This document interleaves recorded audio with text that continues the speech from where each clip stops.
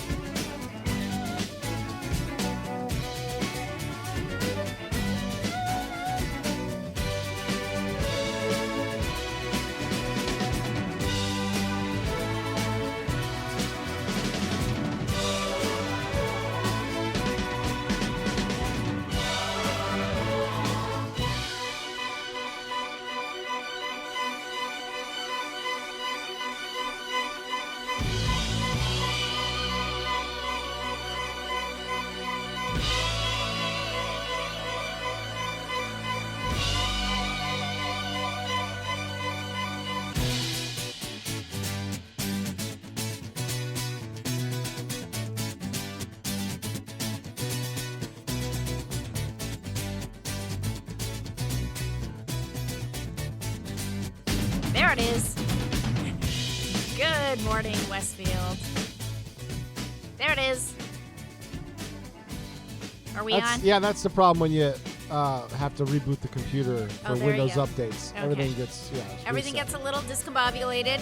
Yeah, I okay, gotta reset everything so back up. I know there was a full house here yesterday. Was everybody in the house yesterday here on Bob's show? Oh yeah. Okay, because I'm gonna need some wipes. We got whatever it is sticky on the table. So I've got Bob. like paper sticking all over the place I got here. Lysol wipes in here if you want to come grab some. Yeah, I'll do that at the break. We'll do that at the first break. In the meantime, I'm like, what do I got going here? So That could have been Kenny though.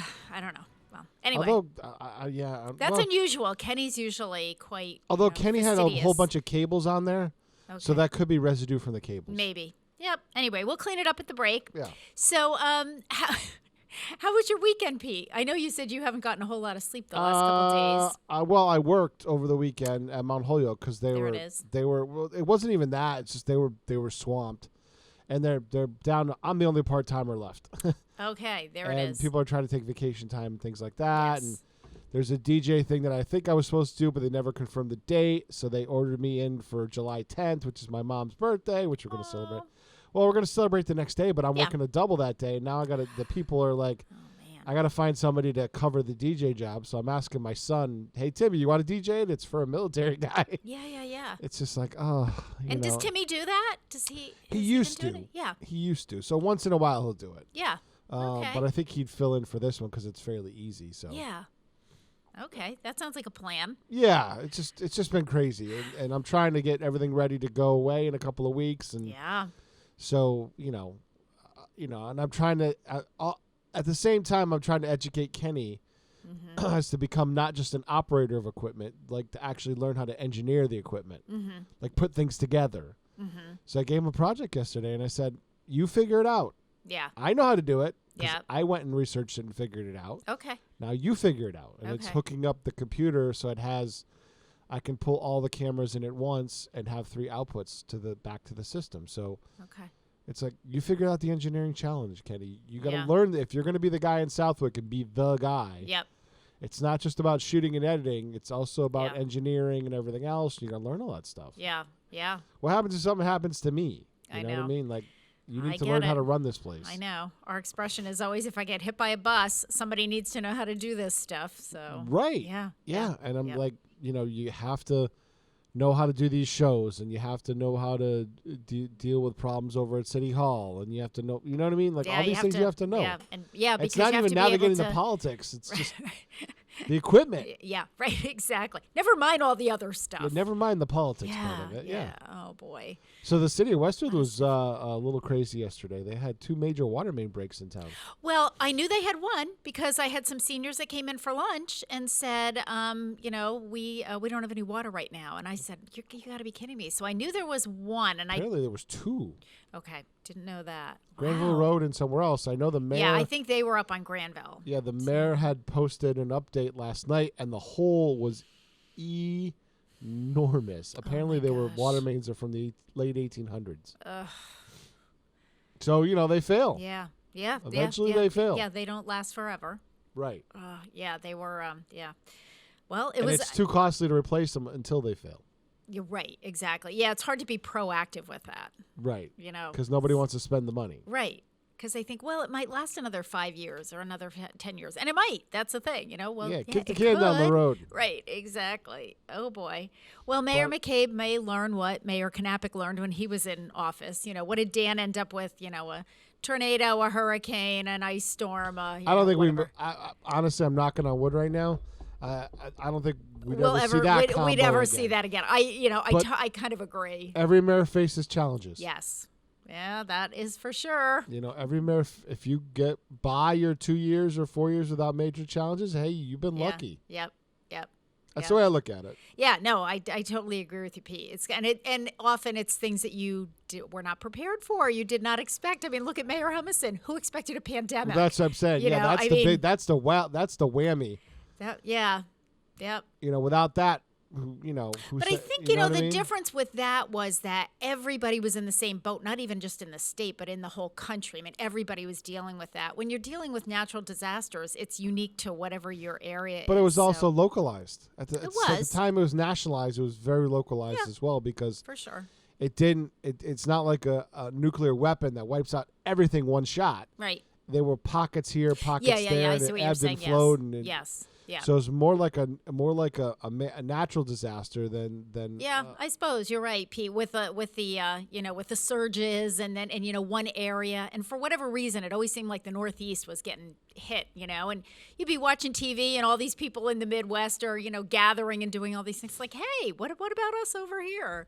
So yeah, I guess you're right in that respect. So yeah, every mayor faces challenges, and Mayor McCabe is not unique to that. So he'll have to weather the storm, so to speak. And so now, since I've been crazy in the Mount Holyoke's, I worked Monday night there because they needed somebody, and then last night I DJ'd a fashion show because Diana McClain basically begged me to do it.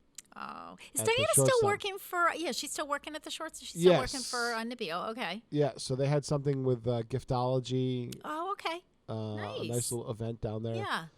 So I DJ'd that, and it was like I was just beat. And I Yeah. also got to see Top Gun Maverick yesterday. So The funny thing is, we were just talking about that at work yesterday, saying, has anybody seen it? Yes. So now, were you a fan of the original Top Gun? yes, Okay. Us too. I mean, and I this is, resaw like, it over the huge. weekend just to refresh my memory Yeah. because Well- I have it on. It's on Paramount Plus. I think. Listen, Pete, we have the darn thing memorized. I mean, for years we would watch Top Gun. Like, other people watch their holiday, Christmas movies every year. Well, we were Top Gun every year, so we got it memorized. It might so. be better off if you don't watch it again though, because Yeah. there's a lot of stuff that echoes that and pulls nostalgia for Yeah. you. So I thought it was really good. good. I'm glad to hear that. We've been awaiting this with bated breath for because it was supposed to come out 2 years ago, and then Right. the pandemic hit, and then they held it. What I like is it's not just a sequel ripoff. You know what I Good, mean? Like there's yes. so many sequel ripoffs. Yes. Yep. They actually told a story, Good. which Good. which I'm looking forward keeps to you it. engaged because Yeah. some of these reboots and redos and trilogies, whatever, Yeah. it's boring. Yeah. Right. I getcha. Well, I'm glad. Good to know. Now, where did you see it? Where did you go to see I it? saw it at the casino Oh, okay. because I had to use a whole bunch of vacation time, so I've been taking half days. Yeah. Which really aren't half days because No, I know, because when you start at 3:00 in the morning and you leave at like 1, that's not a half day. You've already worked or even 10 you leave at hours, 11. I know. It's more than a half day right there. I know. But Regal has a 12. If you go at 12:20, It's $5.95 plus the processing fee, so it's like Okay. $7. Okay. That's half of a ticket. Yeah, I was going to say that's not bad. And if you go on Tuesdays, there's half off popcorn. There you go. So, So you can't beat that. I went and had fun yesterday. Good. Oh, I'm so glad. That's great. And I'm really glad to hear that, somebody who's seen it really, they thought it was great. That could be a movie. I mean, I want to see it again because I watched it once by myself in the quiet. Yep. And then I wanted to kind of gauge audience reactions. I'd love to see it at a drive-in. Really? Yes. Now, why? Because I think it would look really, really cool on a monster screen. Okay. All right. And I think it would really cool if you have a really good stereo system in your car Yeah. because of some of the sound design. Yeah. So now, Pete, I know we did this 8 years ago when you and I started this show together with former Mayor Knappich, and we did a whole Why don't you series. invite him on today? Well, you know what? I actually was planning to get him on sometime during the month of June, and then the month of June kind of got away from me, and Got one more week? Yes, except next week we're going to have to do a best of show because Karen Noblett's last day is on the 30th, and Why don't you invite him to host it? We planned we have a breakfast for her next. Why don't you invite him to host it next week? I'll see. Let me see. Because that would be the true Yeah. returning to the beginning. I know, but then I wouldn't be with him, and that wouldn't be any fun. Well, you could call in or do it by Zoom. Yeah, I can't because I'm really tied up next Wednesday. We're doing our big farewell breakfast for Karen, just the staff and the senior. It'll be veterans, us. Hopefully, Mark Carbonell will be there. Just the in-house thing. But anyway, Or better yet, we can tape something one of these afternoons. we did a couple years. I think we did that for the 5th anniversary. We taped it. We had him come in. We did it in the afternoon. Pretended it was that morning. Yep. So, do that too. All right, let me kind of see. It's a little bit nuts right now because I have Mary Lou out this week on vacation, and Yes, I know. and I have Karen winding down. We're going to do the taping this afternoon. So, all right, let's get this famous birthday in. It is June 22nd, and you were talking about Top Gun, which of course starring Tom Cruise. But the birthdays that I chose today. I consider all of these to be. These are all women. I just chose women today. Strong, sensitive, smart women. The first one is probably my favorite actress of all time, and that is Meryl Streep. It is the birthday of Meryl Streep. She's 73 years old today, and she was born in Summit, New Jersey. Now, that is not that far from where Gary and I were born and grew up because it's northern New Jersey. It's probably about a half an hour. And I remember she lived in Mendham, New Jersey, which is just a couple towns over, and everybody, would drive around to try to find the house, which we understood was kind of hidden. But anyway, Meryl Streep is considered one of the greatest actresses working today. A graduate of Vassar College and Yale Drama School, she is equally adept at performing on stage or in front of cameras. Meryl Streep began her career on the New York stage in the late 1960s and appeared in several Broadway productions. She broke into films in the 1970s with a role in the 1977 drama Julia. The next year, she appeared in The Deer Hunter opposite Robert De Niro and Christopher Walken, for which she earned her first Academy Award nomination for Best Supporting Actress. Also in 1978, Meryl Streep won her first Primetime Emmy for her role in the film Holocaust. In 1979, her portrayal of a woman who abandons her family only to come back and fight for custody of her son in Kramer vs. Kramer brought Meryl Streep her first Academy Award win for Best Supporting Actress. A chameleon on screen, Streep spent much of the 1980s submerged in a variety of roles. In Sophie's Choice, which was in 1982, she convincingly played a Polish woman traumatized by her experiences during the Holocaust. Streep won her second Academy Award, her first for Best Actress, for her work on the film. In Out of Africa, which was done in 1985, she took on the role of a Danish plantation owner living in Kenya. The role earned her another Academy Award nomination. As she reached her 40s, Streep continued to find challenging roles, a feat many mature actresses have struggled with in Hollywood.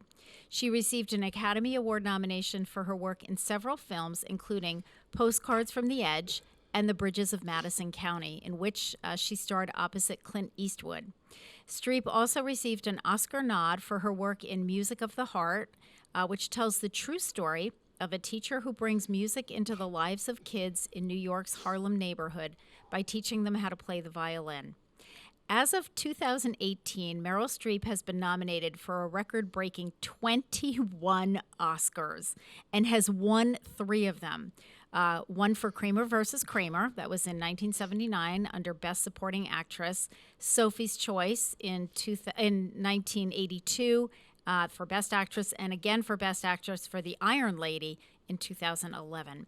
So happy 73rd birthday to Meryl Streep, who I just think is amazing and incredibly talented. I don't think she's done a movie that hasn't been a great movie. So on that note, and I didn't mention she was in the musical Mamma Mia. So I've decided for my 6:15, while I clean up all the stickiness from Bob, Kenny, or whoever was over here yesterday, you're listening to WSKB 89.5 FM radio for the Westfield Masses and WCPC cable channel 15.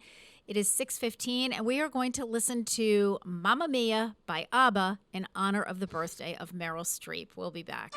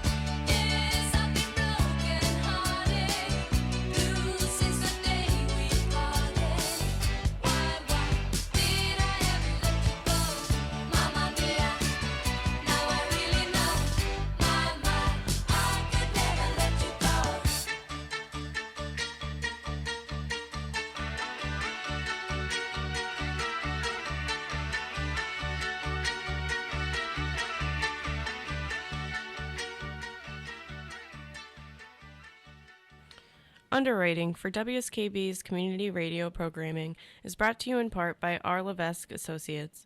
They are offering landscape architecture, civil engineering, environmental permitting, and land surveying. RLA is a second-generation company devoted to excellence in the planning and design of outdoor spaces. On the web at rlaland.com or at 40 School Street in Westfield. Join us every Thursday morning from 6 until at least 7:30. Check out the Bobby G and Company Show. Right here on WSKB 89.5. Community Radio. 89.5 WSKB. Live from Studio 120 at Westfield Technical Academy, this is WCPC Channel 15 and 89.5 FM WSKB Westfield. Okay, now that I've done house cleaning here, you're listening to WSKB 89.5 FM, radio for the Westfield masses, on WCPC Cable Channel 15.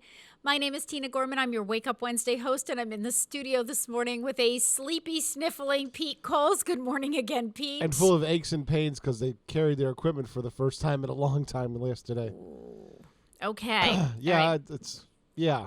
Yeah. So here we go. So now, Pete, where are we with, council, city meetings and committees and commissions and where, cause school committees, this will be their final meeting until August unless something pops up.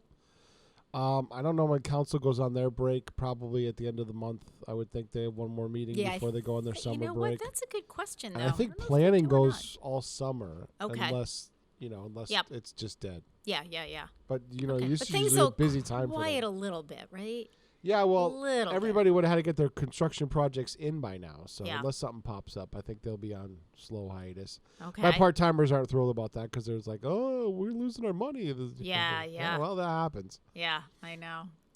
All right. Okay. So there were no meetings last night, right? Is that correct? Planning board last night. Oh, planning board was. Okay. Yeah. Anything exciting going on there that we need to know about? I have no idea. I was DJing an event. Okay. Oh, yeah, that's right. You were with Diana McLean over at the Right. shortstop.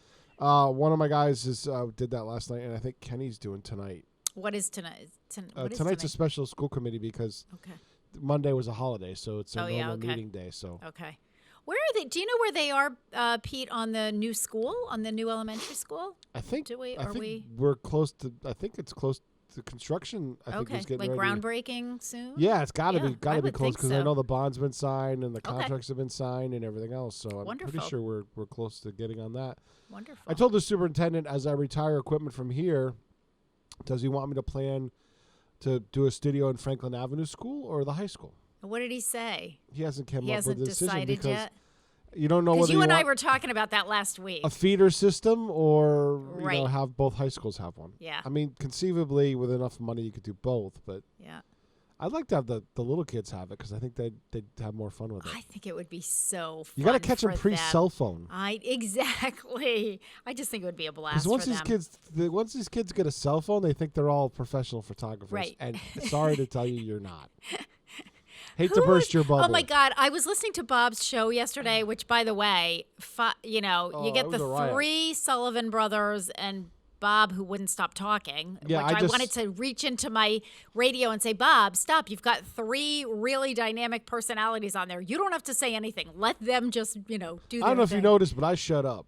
Yeah, I did. I just sat back and enjoyed it. Yeah, but anyway, Bob was so funny because I understand this. He said he's got all these pictures on his phone, but he doesn't know how to put them anywhere else. So, if you want to see his pictures, come and look at his phone. Yeah, that's Bob. A lot of us are in that boat, Bob. I did want to text him and say, "Yep, I'm right there with you, honey."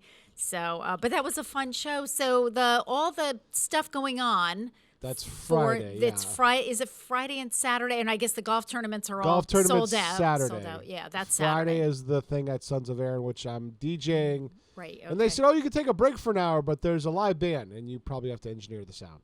Oh, there you go. What time does that start, Pete? That was the one thing I didn't 4 hear. o'clock. Okay, so later in the day. And then I know they said they were doing the golf at two different. I know they're doing it at Toccoa, and where else are they doing it? Did you get the other one? Because I didn't. I hear would them think say. Shaker Farms. Okay, I didn't know, and I thought, did I miss that? Not that it matters, because I know those are I know full, the banquet's but at still. Toccoa because it's got a bigger room than Shaker Farms. Yeah. Oh yeah. It's definitely a Yeah. larger room. I think it's the no doubt largest about one it.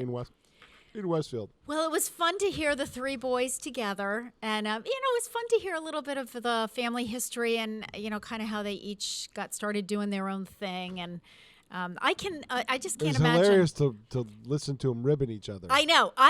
That's what I was just going to say, Pete. Like, I can't imagine what holidays are like with, you throw them all together in one room. And of course, their sister Janet is the one that you don't, it's the quiet one that you don't know. But I didn't realize she didn't live in this area. That's one of the reasons that Yeah. I can remember, so now I can tell you this story. This is really funny. After we opened the senior center, we had done the big capital campaign. The Friends of the Westfield Senior had done the Senior Center had done the capital campaign to raise money to furnish the center. That was the original. And so, people could sponsor windows and rooms and, we have giving tree leaves and all that other stuff. So Brian Sullivan had said to me, after we had opened, Brian was mayor at the time, that they wanted to sponsor a window in the great room. So I said, okay, well, that would be wonderful. And he said, we want it to be from the whole family. So I said, okay, perfect. So they, got me the money. I said, okay, just give the Friends group the money. And then I said, now, what do you want on the plaque? Well, what do you want on the plaque, Pete? This was like a 6-month ordeal. Emails flying back and forth, and then they would have family. Well, Tina, we're going to get together with the family for breakfast next week, so we'll let you know after that. So, I had said to him, listen, take your time, but, until you tell me what you want put on this thing, I can't have the plaque made. So we were just back and forth. It was hysterical. I said, wars were solved and resolved in less time than it has taken the Sullivan family to decide what the heck you want on this plaque, which, I said it's small, guys. It's not a huge plaque. So, you can't have too much on there. But anyway, it was the bantering even among the emails back and forth at that time was pretty funny. So, fun show. Good job by you all. All right, let's do another famous birthday. It is June 22nd, and today is the birthday of the late Cicely Saunders. And a lot of people may not know who Cicely. I recognize the name right away, but a lot of people might not know who she is. She was a nurse, a social worker, a physician, and a writer. She was born in Barnet, England, on this date in 1918 and died at the age of 7 on July 14th, 2005. Cicely Saunders is noted for her work in terminal care research and her role in the birth of the modern hospice movement. During World War II, she trained to become a nurse. More courses qualified Saunders as a medical social worker. In the late 1940s, Cicely Saunders began working part-time at St. Luke's Home for the Dying Poor, and it was partly this which, in 1951, led her to begin studying to become a physician. A year later, she began working at St. Joseph's Hospice, a Catholic establishment in Hackney, East London, where she would remain for 7 years, researching pain control. She decided to set up her own hospice, serving cancer patients. In 1967, St. Christopher's Hospice, the world's first purpose-built hospice, was established. So it was the first hospice that was built as a hospice. It wasn't like a wing on a hospital or, Right. a hallway, which is kind of what had happened previous to that. The hospice was founded on the principles of combining teaching and clinical research, expert pain and symptom relief with holistic care to meet the physical, social, psychological, and spiritual needs of its patients and those of their family and friends. Research shows that St. Christopher's was quite different from hospitals in the 1960s, designed and managed as a home away from home where the physical environment was very important. It was a place where patients could garden, write, talk, and get their hair done. There was always, Saunders would emphasize, so much more to be done, and she worked in this spirit as its medical director from 1967 and then from 1985 as its chairperson, a post she occupied until 2000, the year 2000, when she became president. So happy birthday to the late Cicely Saunders. And for those of us who have worked in hospice, who have worked in the field, she's definitely sort of known as the founder of the original hospice in London, which was St. Christopher's, and that was designed and built as a separate hospice, and it was built so that it was not hospital looking like, it wasn't the sterile white, long hallways. Right. It was very home like, and that was sort of the whole idea behind the whole hospice movement. It was just all about comfort and family involvement, friend involvement. We always used to say in hospice too, the family is however you define them.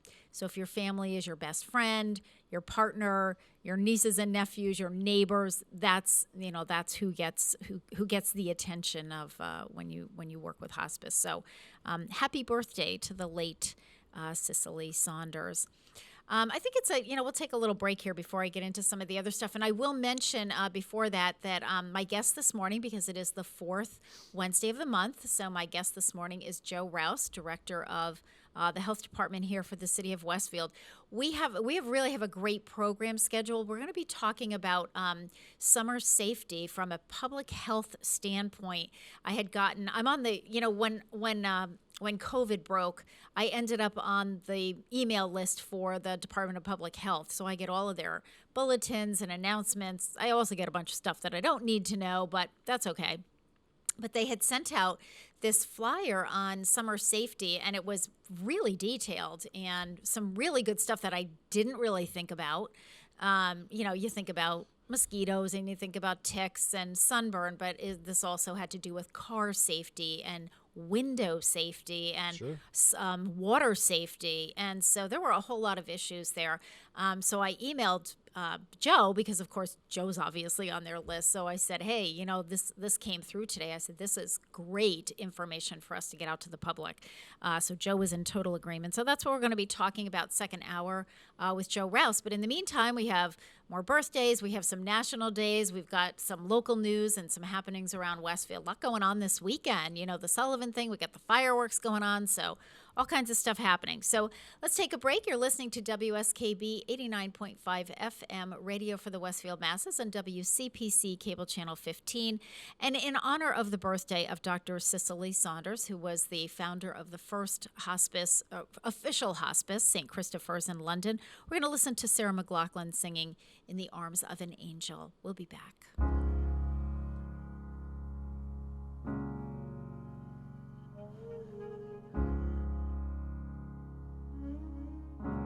Spend all your time waiting for that second chance, for a break that would make it okay. There's always some reason to feel not good enough, and it's hard at the end of the day. I need some distraction. Oh, beautiful release. Memories seep from my veins. Let me be empty. Oh, weightless, and maybe I'll find some peace tonight. In the arms of the angel, fly away from here, from this dark, cold hotel room, and the endlessness that you fear. You are pulled from the wreckage of your silent reverie. You're in the arms of the angel. May you find some comfort here.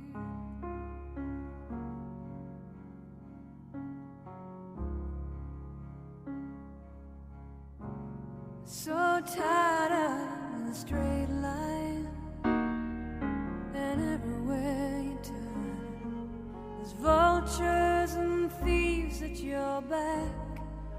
Stone keeps on twisting. You keep on building lies that you make up for all that you lack. It don't make no difference. Escape one last time. It's easier to believe in this sweet madness, all this glorious sadness that brings me to my knees. In the arms of the angel, fly away from here, from this dark, cold hotel room, and the endlessness that you fear.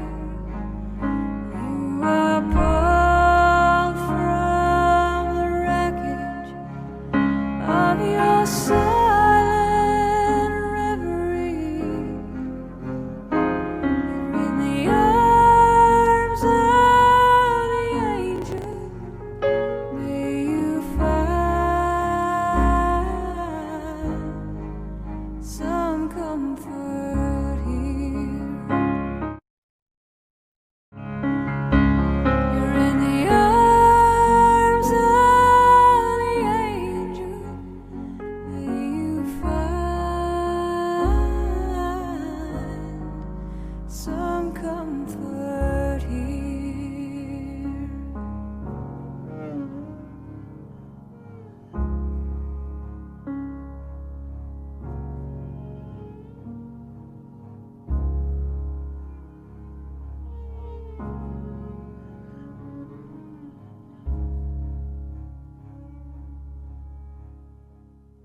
Support for community radio on WSKB is provided by Betts Plumbing and Heating Supply Company, an independent, family-owned wholesaler serving Westfield for over 50 years, specializing in plumbing, heating, and industrial piping supplies. On the web at bettsplumbing.com or at 14 Coleman Avenue in Westfield. Hi, this is Harry Rock, host of Rock on Westfield every fourth Wednesday at 8 a.m. Tune in for my view of this place I call home. Community Radio. 89.5 WSKB.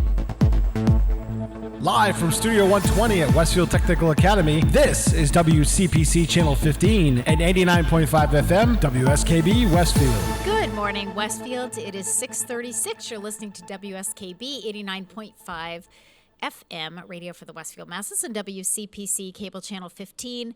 My name is Tina Gorman. I'm your Wake Up Wednesday host, and I'm in the studio this morning with the chairman of the board, Pete Coles. And Pete, I forgot, it is Rock on Wednesday day with Harry Rock. So, Yes. do you know who Harry's guest is this morning? I believe he has on Chris Wellenborg and one of the tenants at the airport. Oh, you know, that's going to be a great show if he has Chris on, because I've been to a few department head meetings with Chris lately, and some other. There's a lot going on up there at that airport, so Yes. that should be a really interesting session. You know, Chris has his own show now, right?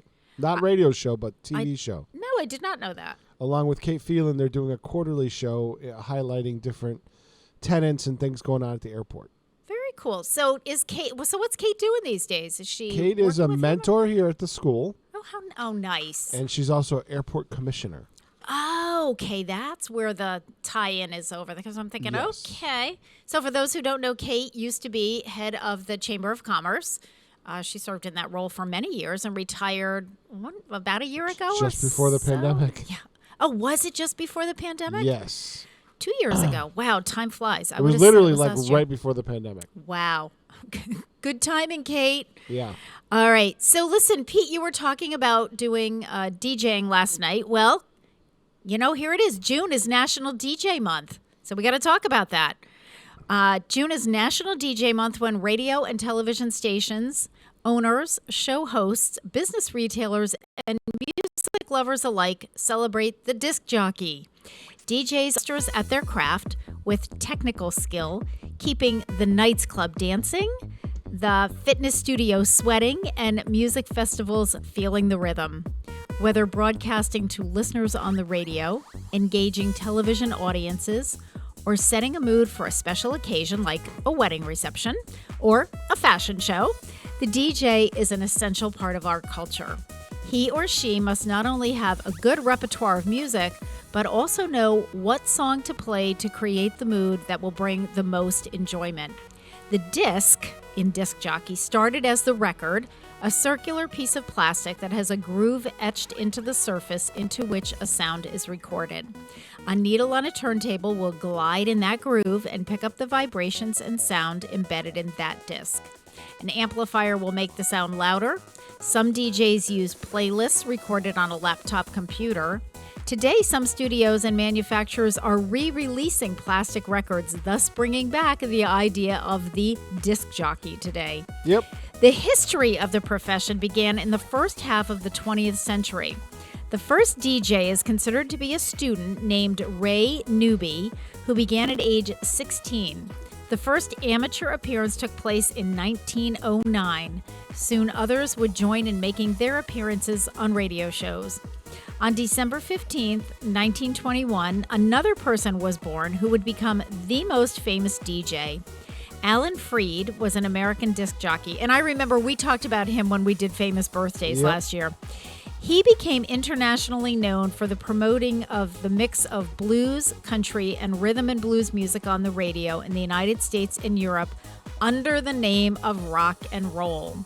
His work started in June 1945 at WAKR in Akron, Ohio at the age of 23. Today, DJs not only entertain people with the right music, but can also interact with their listeners. Radio stations will look for the right person with the right personality to not only entertain, but also to sell airtime to new sponsors and to keep their listener base.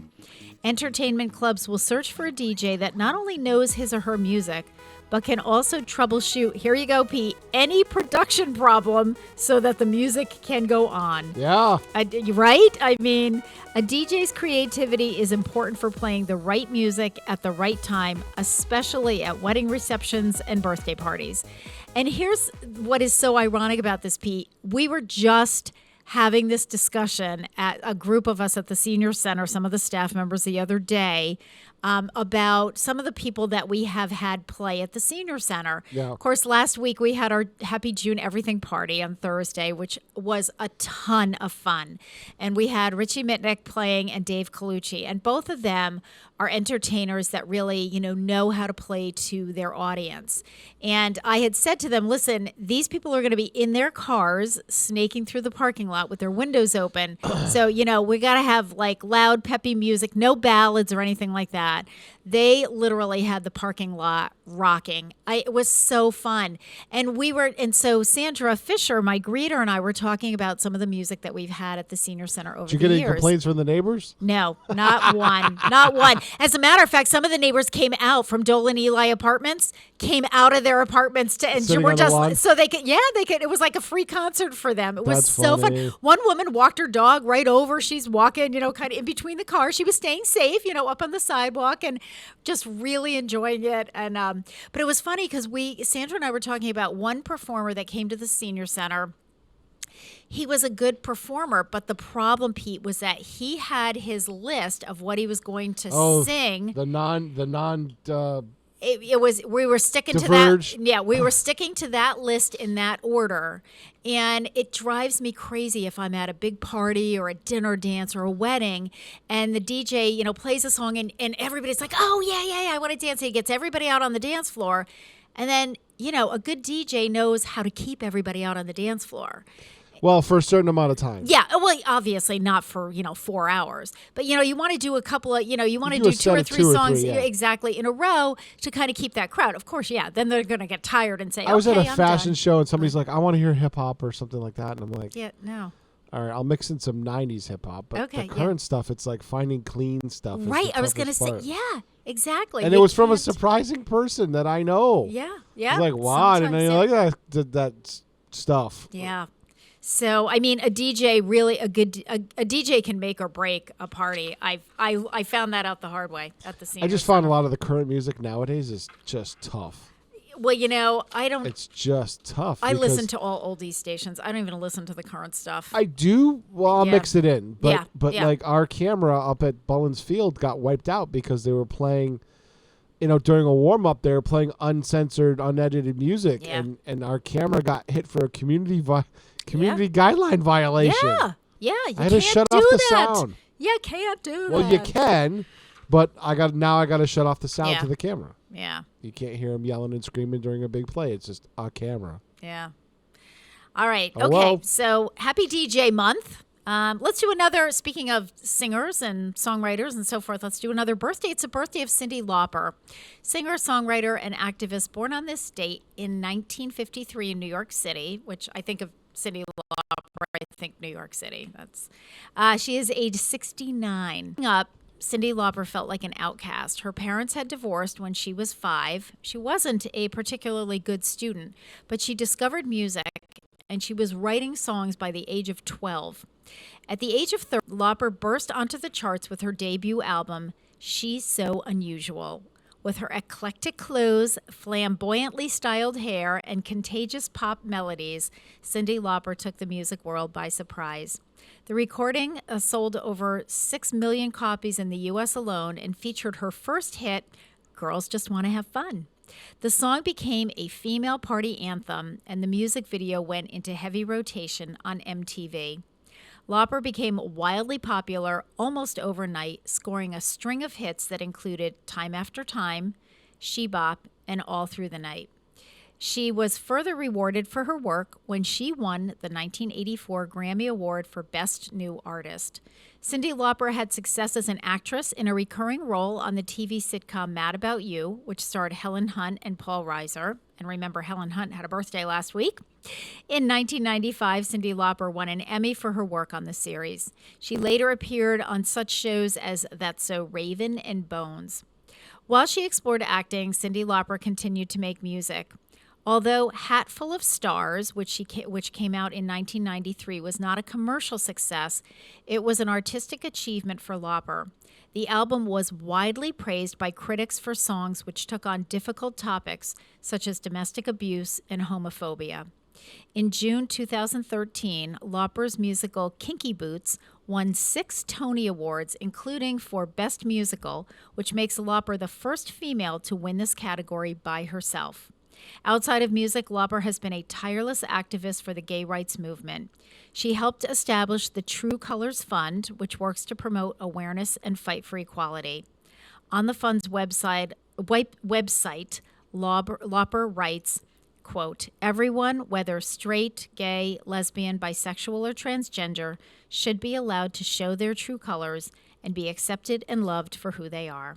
Every American should be guaranteed equal treatment at school, at work, in their relationships, in service of their country, and in every part of their lives." So happy 69th birthday to Cyndi Lauper. And in honor of her birthday, and in honor of Pride Month, we're going to go ahead and play True Colors.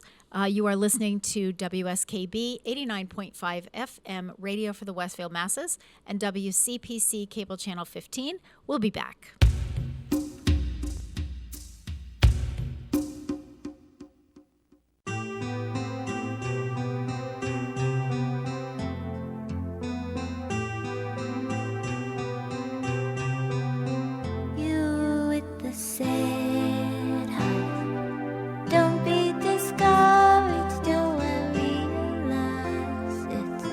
Hard to take courage in a world full of people.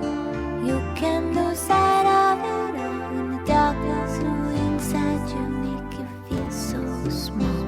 But I see your true colors shining through. I see your true colors, and that's why I love you. So don't be afraid to let them show.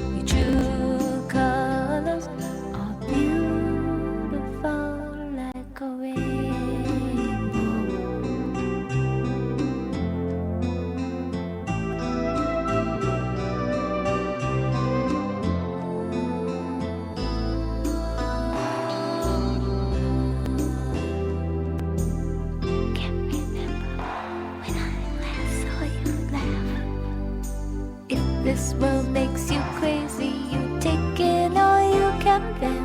You call me up because you know I'll be there, and I'll see your true colors shining through. I'll see your true colors, and that's why I love you. So don't be afraid to let it show.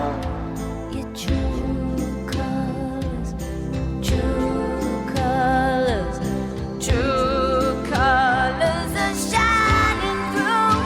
I see your true colors, and that's why I love you. So don't be afraid to let them show. Your true colors, true colors are beautiful like a rainbow.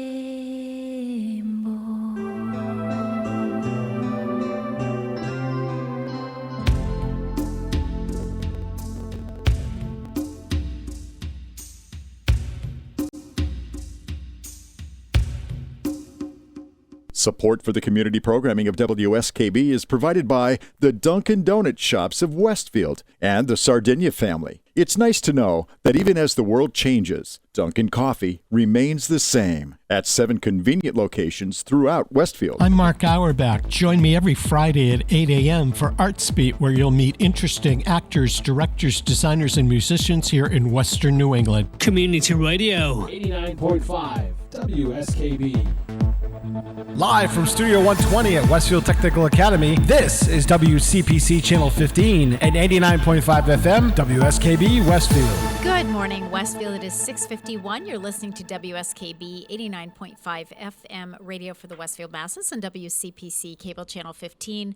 My name is Tina Gorman. I'm your Wake Up Wednesday host, and I am in the studio this morning with the chairman of the board, producer Pete Coles. Good morning again, Pete. Good morning. So, Pete, we didn't talk about Father's Day. Were you able to do anything kind of special, or did you work through it? I worked through it, but Timmy called me. He was with his girlfriend out in Boston. And Okay. then when they came home, he was going to his grandfather's house for Father's Day. Nice. But they stopped in to see me at work and gave that's me nice. incredibly hot sauce. Oh, my God. Ooh. I haven't touched it yet, but it has every hot pepper known to man in it, like ghost peppers, Okay. Carolina Reaper, all the hottest peppers. Okay. It's a small jar. There's a small jar of, like, ground up pepper, and then there's a jar of liquid. And I told my brother, payback's, you know what? Yeah, yep, Because years exactly. ago at my father-in-law's house, my father-in-law grew habanero peppers. Okay. Tossed them to my brother whilst in the pool. That was, fresh pepper. My brother ate it and thought he was all big and tough.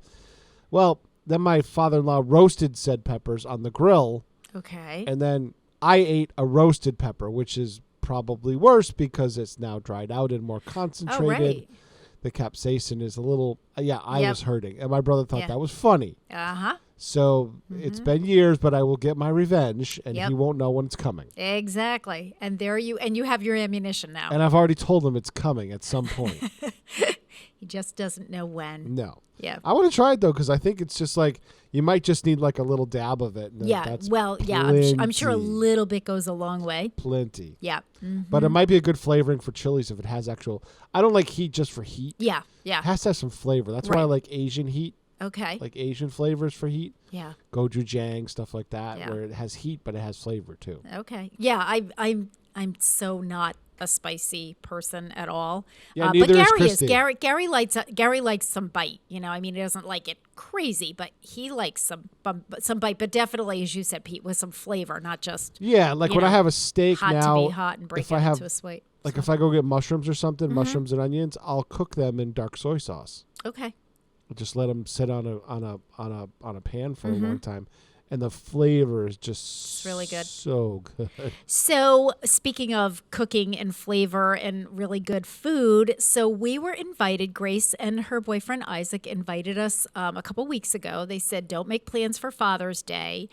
We would like you to come over and spend it with Isaac's family. So, Isaac has a brother and a sister and his parents. And so we were at his sister Madeline's house with her Nice. husband, and they have two little girls who are adorable, like 3 and 1 or whatever they are, little tots. We had a couple dogs over there. And Isaac went to culinary arts school for he did a 1 year and a half program, whatever it was. And he loves to cook and he's great. So he took the smoker over there.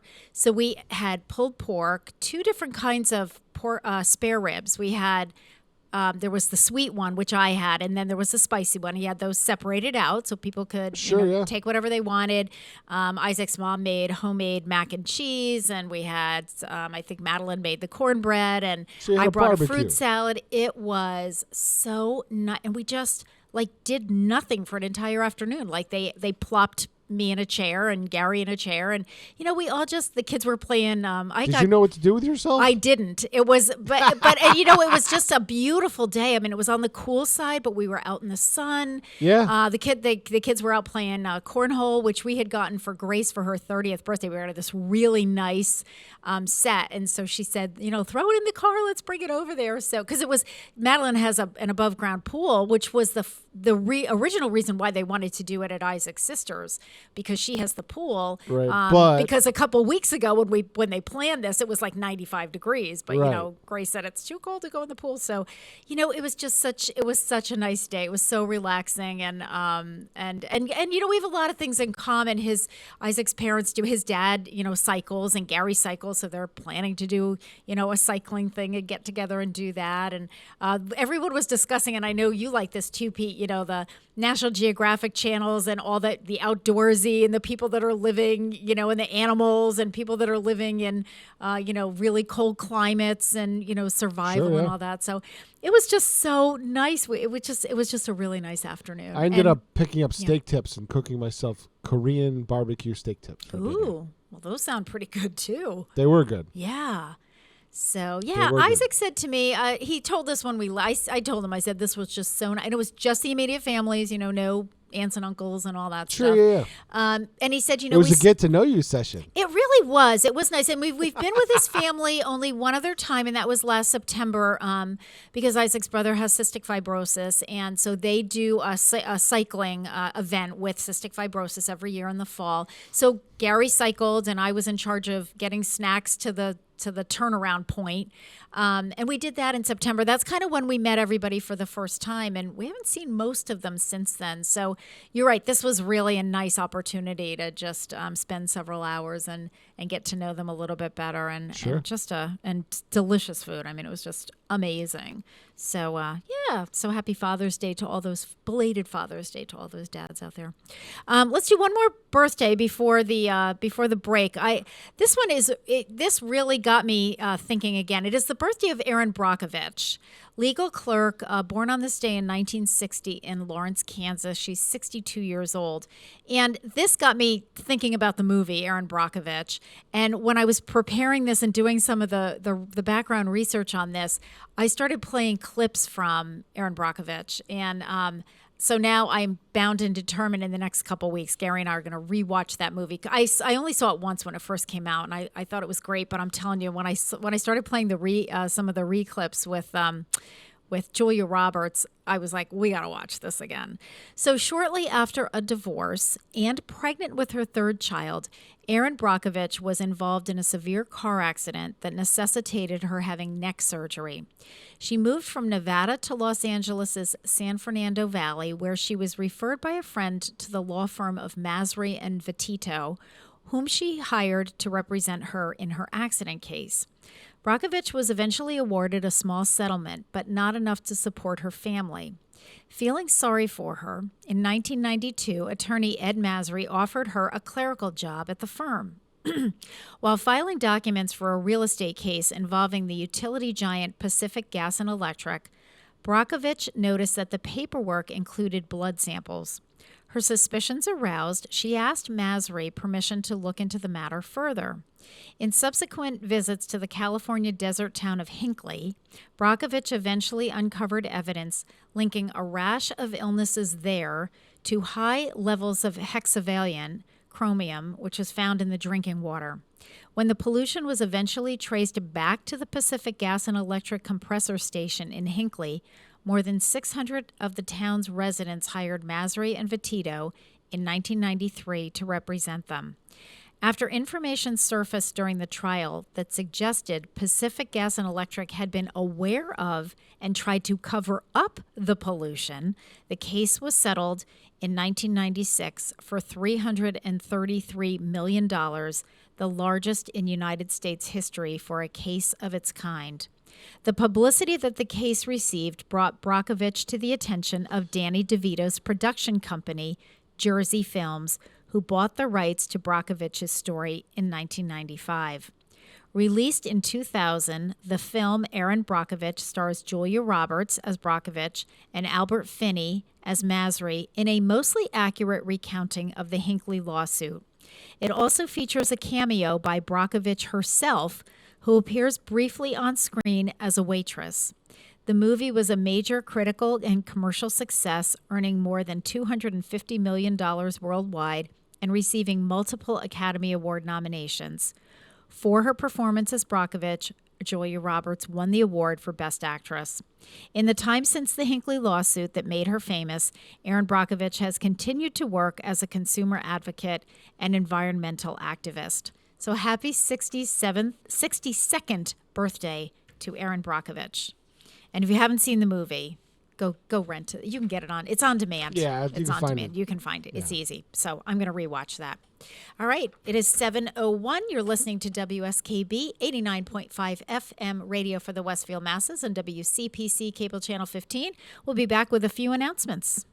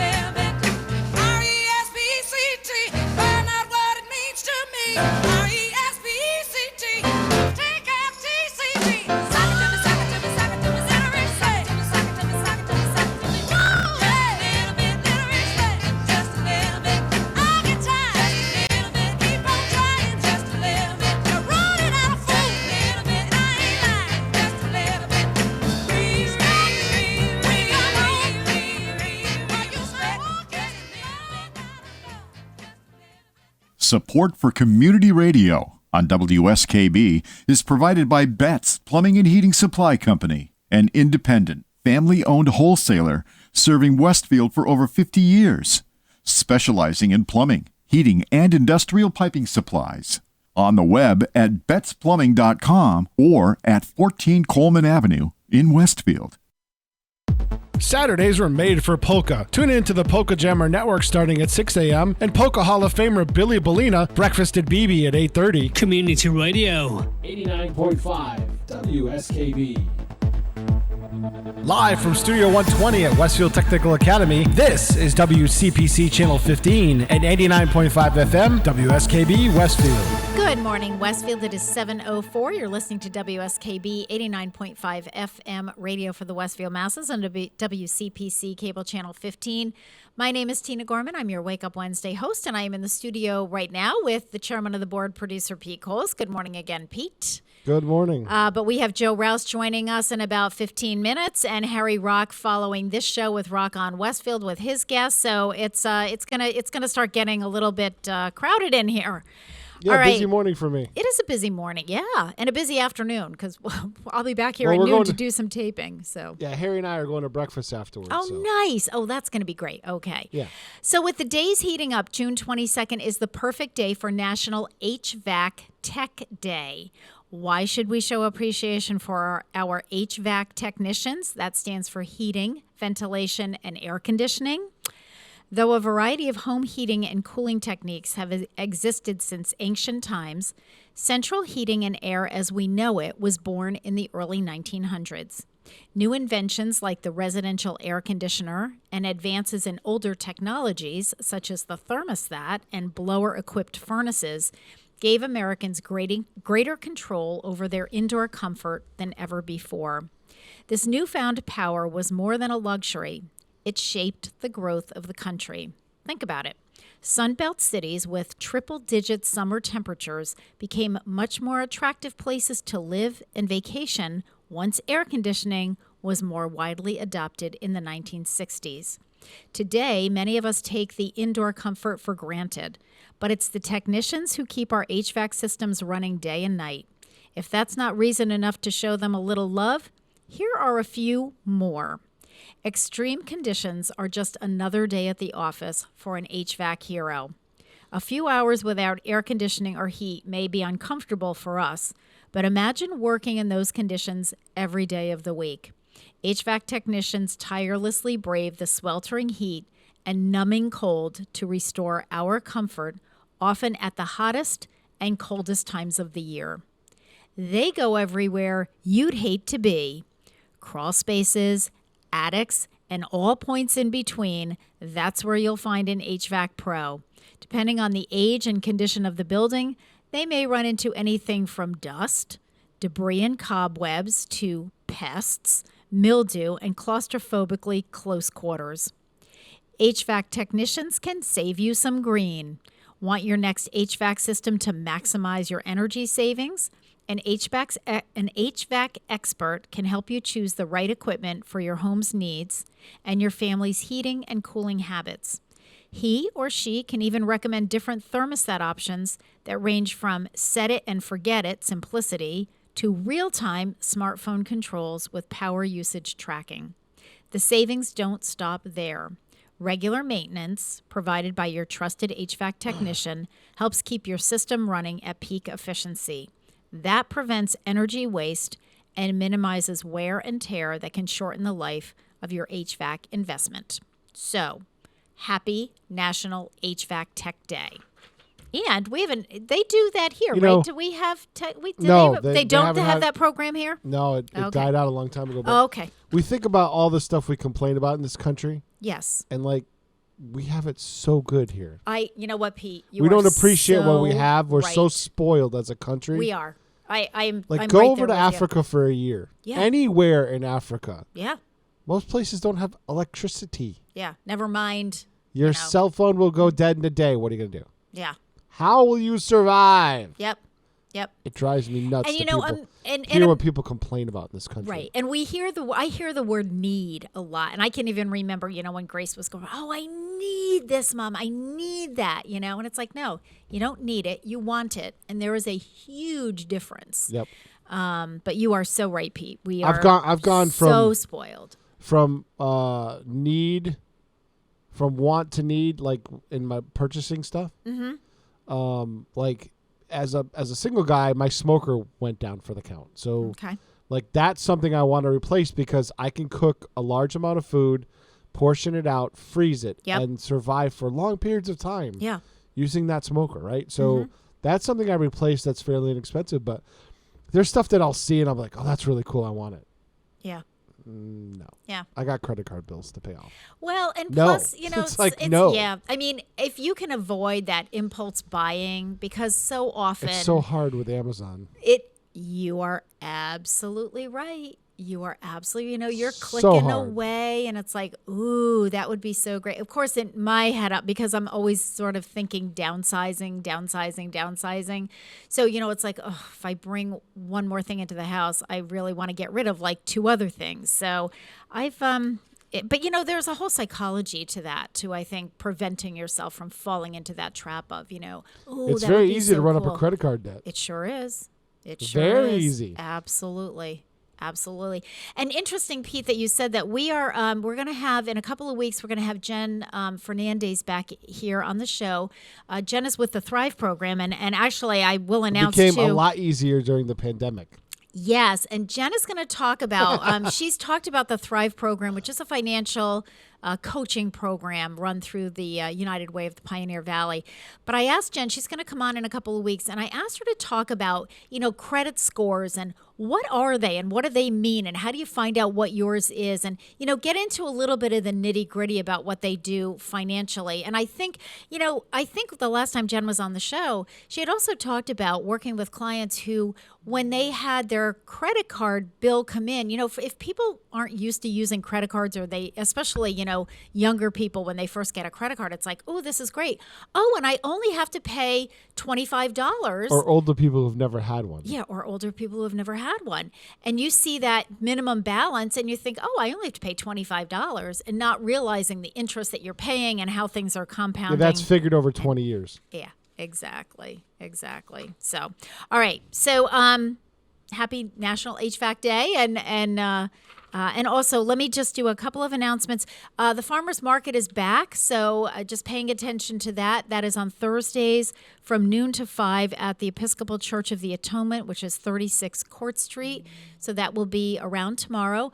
Please make sure that you're parking in the back behind the church. Do not park over at the Arbors, which is right next door. I know it's really tempting to just park there and walk across the lawn, but they need that parking for their residents and for their staff. So there's plenty of parking behind the church in the parking lot. Also, remember Cruisin' with Bruce on Tuesdays at Hampton Ponds Plaza in Westfield, 5 p.m. to dusk, and that's with Bruce Marshall. So if you are a classic car lover, you would want to join them for that. A couple of announcements about the senior center. The Friends Group is doing their month-long 50-50 fundraiser, and we are up over $1,000 at this point. So that's how much we've brought in, meaning if we pulled the name today, the winner would win actually over $500, because I think we're getting close to that $1,100 mark. Tickets are $1 a piece, or 6 for $5. We're selling them at the senior center at the greeter's desk, or if you come through the lunch line, we also have them outside for lunches. And we will draw the name on the 4th of July and call the lucky winner on the 5th of July. We also have a few $25 gift cards to Dunkin' as some sort of consolation prizes for some other names that we draw. But this is a major fundraiser for the Friends Group, so we are certainly asking for your support. We've had a lot of fun with it, and as I said, that number is ticking up there as we keep selling those tickets. We are also supporting efforts in Ukraine through collecting mostly hygiene and medical products. So we're looking for things like body wash, shampoo. We need deodorant. We haven't collected a lot of deodorant yet. Also toothpaste, toothbrushes, and floss. We didn't get a lot of that. We've gotten a lot of soap and body wash, so we have a fair amount of that. We could use some sanitary pads for the women. Lip balm, we haven't gotten a lot of that yet. Cotton balls, bandages like Band-Aids or gauze pads, and then some cough and cold, some of just over-the-counter medication, aloe vera gel, antibiotic ointment and wipes, hydrocortisone cream, and individual packets of wet wipes. So any of those items. And what we say to people is, if each person just brings in 1 or 2 items, we have hundreds of people coming in the senior center and going through the lunch line, and that'll really fill up our box. And so we'll be collecting through the end of next week. So anything that you can do along those lines would be absolutely awesome. For those of you who would like to join us indoor Dining, we do that on Tuesdays and Thursdays at the Senior Center. You just have to call for a reservation that morning. It's the same as curbside. Anytime between 8:30 and 9:15, you can call in. I will tell you, if you're interested in today's curbside lunch, I happen to know that it's George's Meatloaf, which is very popular. So that one, I suggest that you call closer to 8:30 than 9:15 because there's a good chance it will sell out. All right, I see that Joe Rouse is waiting in the wings. So we are going to play his theme song, which is Good to Be Alive, Hallelujah, by Andy Grammer. You're listening to WSKB 89.5 FM radio for the Westfield Masses and WCPC cable channel 15. We'll be right back.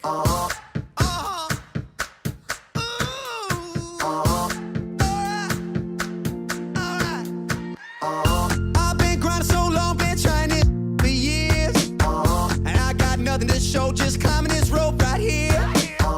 And if there's a man upstairs, he kept bringing me rain. But I've been sending up prayers and something's changed. I think I finally found my hallelujah. I've been waiting for this moment all my life now. All my dreams are coming true, yeah. I've been waiting for this moment. It's good to be alive right about now.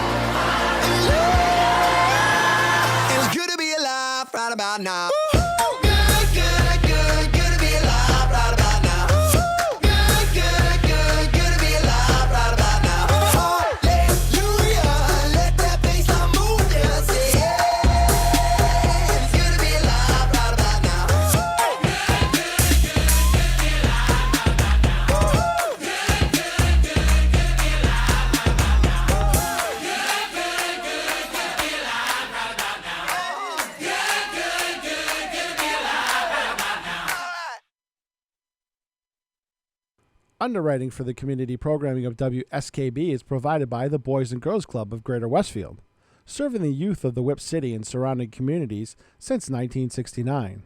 For more information on the Great Futures Club for ages 3 to 5, happening weekdays, and the Club Teen Center for ages 11 and older, weekdays from 6:30 till 8 p.m., go online at bcgwestfield.org or visit the club at 28 West Silver Street. The Boys and Girls Club of Greater Westfield. Great futures start here. Hi, it's Bob Plass, and I have Wow, It's Tuesday, every Tuesday, 6 to 8. Wow, it's Tuesday. Community Radio. 89.5 WSKB. I did it! Live from Studio 120 at Westfield Technical Academy, this is WCPC Channel 15 and 89.5 FM, WSKB Westfield. Good Good morning, Westfield. It is 7:19. You're listening to WSKB 89.5 FM radio for the Westfield masses on WCPC Cable Channel 15. My name is Tina Gorman. I'm your Wake Up Wednesday host, and I am in the studio this morning with Joe Rouse, Director of Public Health for the City of Westfield. We're excited. Welcome, Joe. Good morning. Yeah, because Good to be here. we weren't here last month. I think Pete was away. I think he was. Yeah, Yep. it was a Convalescing little somewhere. vacation time for him. I know everybody's trying to get their I was hours on a baseball in. field in Florida. What are you That's talking right. about? You were doing. That's right. Yeah. Well, and Softball. a lot of people are trying to get that vacation time in before they lose it, at the end of the fiscal year. So Right. I come in the morning, I'm like, okay, do I have anybody here? Is it just me and, Mary answering the phone? Like, who do I have? So anyway, it's good to have you back. Did you have a nice Father's Day? Happy belated Father's Day. I did. I had a really good Father's Day. All right, do tell. Because Let's talk about the it important was stuff very first. simple. I just said, please, everybody, Leave me alone. Let me do what I want. I love it. And I think I napped. Okay. Right? We've talked about the health benefits of napping Yes, I before. believe you and your mother have talked about that on your show. And I was going to go golfing, but it was too busy. Yeah. But no, it was great. It was nice to just have everybody kind of step back and not be like, I want. Yep. So it was nice. Perfect. Yeah, Grace, our daughter Grace took Gary golfing last year, and she said she actually gave him that as part of his Father's Day gift this year, but she said on a date to be determined by us and not on Father's Day because it's just, it's just going to be really busy. And they had a great time last year, but, Grace said, we won't do that again on Father's Day. Right. We'll do it either, like right after or right before. So I think they're making plans. So good. So it was a good day. Yeah. And so what else is going on in the land of the health department? We're still transitioning back to a new normal. Yep. So that sounds weird. Back to a new normal. Back to a new normal. The new normal. The new normal. So we're out doing a lot of seasonal inspections now. So property maintenance complaints. We starting getting back into the restaurants, which is nice. And I don't know. June seems to be like a very busy time. One of the things we're going to talk about is pool safety. Yes. And we do all of there's not that many anymore, public and semi-public swimming pools in the city. So we used to have a public pool down by across the street from here. Oh, okay. Yeah, it was a state-run pool. Was it where the spray park is, or was that different? No? Okay, different. I'm pretty sure if I remember, I'm going back way. I think it's like right where grandmother's garden used to Oh, okay, on that is. side. Okay, gotcha. On that side, yeah. Whoa, really? Yeah, uh-huh. Wow, Right. okay. So that was a big deal. It was a huge pool, drew tons of people. Wow. And I think they closed that probably like 20 years ago. Yeah, that was before I started working here, Yeah. because there was no such animal. So now we just have semi-public pools, so you can feel safe if you live in a condo that has a pool like Stony Hill. See. Okay. Hamden Village has one. Hampton Village has a pool? Yeah, it's beautiful. Yeah, Really? they do. Yeah. I did not know that. And then there's another couple places like that. Powder Mill closed their pool. They had one too. So we go around They and do filled all it in those. with concrete. They did. Oh, they did? Yeah. Yeah. Well, it's kind of, I don't know how they ever got permission to put that there in the first place. It's a wetland.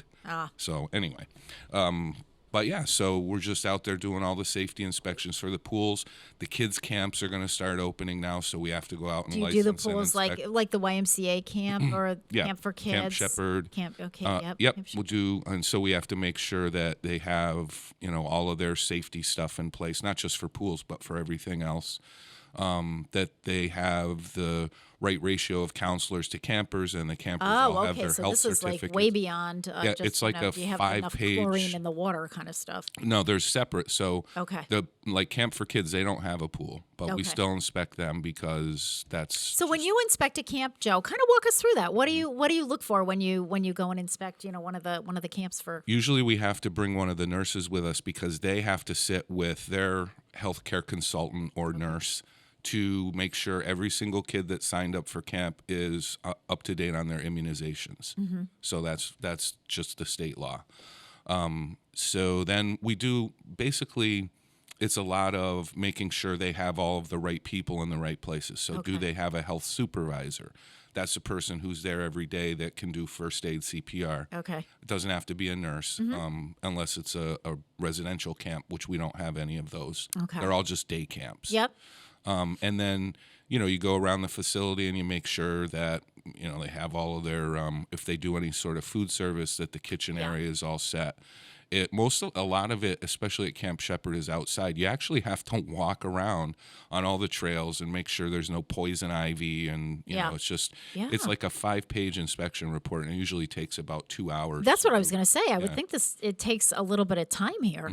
Now, do you do that for the city programs? I can't remember what they call it, but municipal park and rec. Yeah, the park and rec programs, or are those exempt? Okay. Yeah. I mean, they're at schools and everything. We kind of know, know what the safety stuff is going on over there. Okay. Yep. So what is Camp Shepherd, the YMCA? What else do you? We have some. Do you do the Boys and Girls Club, or are they're that's not really a camp? Right. I mean, that's just their regular. We used to, and then they changed their status. I can't remember. Okay. There was some administrative thing that happened which made them not qualify as a camp anymore. Yep. But we used to do them too. Then we have some seasonal stuff, like there's a basketball camp. Well, that's what I was going to say. Do you have like a golf camp or a basketball camp or a science camp or something? There's like a theater. big one that's the police department is involved regionally with other even police departments in Connecticut, where they have like this cadet camp or something, where people,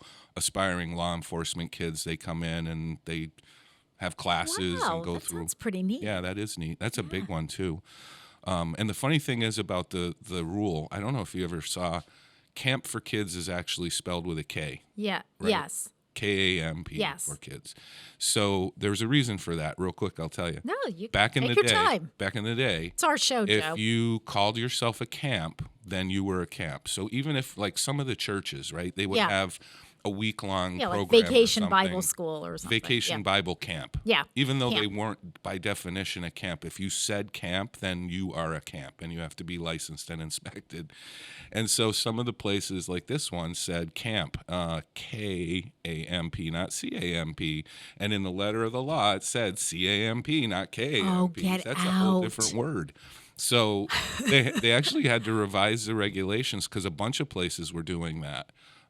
This was probably like 15 years ago. There is the trivia of the morning. Yep. So now the rule is, if you call yourself you're a camp, even if you spell it with a K, it says that right in the regulations. Oh my gosh, name your favorite loophole. Yeah, there. Boy, that was my favorite. Yeah, that is amazing. That is a pretty good loophole. All right. So now when you inspect pools, what are you looking for with a pool? So, and we'll talk about we're really looking at residential pool safety when we're going to talk about that later. But the commercial pools are a whole different bear. They're obviously bigger. There's a lot more technical components to it. It's not just like your home pool where you put like pucks of chlorine into the thing, and so there's has to be a whole filtration system. Big ones, usually sand filters, but like 10 times the size as what you would have at home. And then a lot of safety stuff too. But one of the things that was a big deal years ago, and I don't know if you ever heard about this, was the federal government passed a law about, it was called the Virginia Graham-Baker Act, and it was to make every pool, public, semi-public, not residential because they couldn't regulate it, have anti-vortex covers on the bottoms of the pool. No, I didn't hear about because there were so many kids that were getting trapped. It was entrapment. Oh. Because of the suction of that. Okay, yeah. And in a commercial pool, the